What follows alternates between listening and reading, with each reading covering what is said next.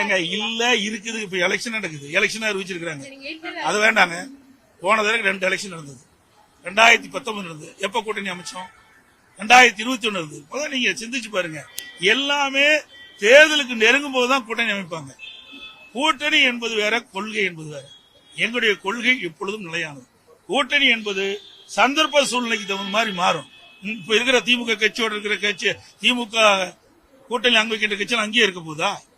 அதெல்லாம் கிடையாது. அதாவது அந்த நேரத்தில் எப்படி சூழ்நிலை இருப்பதோ அதுக்கு தகுந்த மாதிரி தான் கூட்டணி மாறும். இப்ப நான் கிட்டத்தட்ட நீங்க பாத்தீங்கன்னா அடுத்த மார்ச் தான் நடக்குது. இன்னும் ஒவ்வொரு ஆண்டு இருக்குது.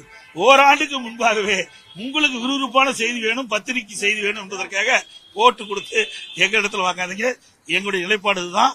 தமிழ்நாட்டு மக்களுடைய பிரச்சனையை ஆளுங்கட்சியா இருந்தாலும் சரி, எதிர்கட்சியா இருந்தாலும் சரி, மக்களுடைய பிரச்சனையை முன்வைத்து மக்களுக்கு தேவையான பிரச்சனை தீர்ப்பளிப்பதிலே முனைப்பாக இருக்கின்ற கட்சி அதிமுக கட்சி என்பதை தெரிவித்து அனைத்து ஊடகங்களுக்கும் பத்திரிகைகளுக்கும் நன்றி.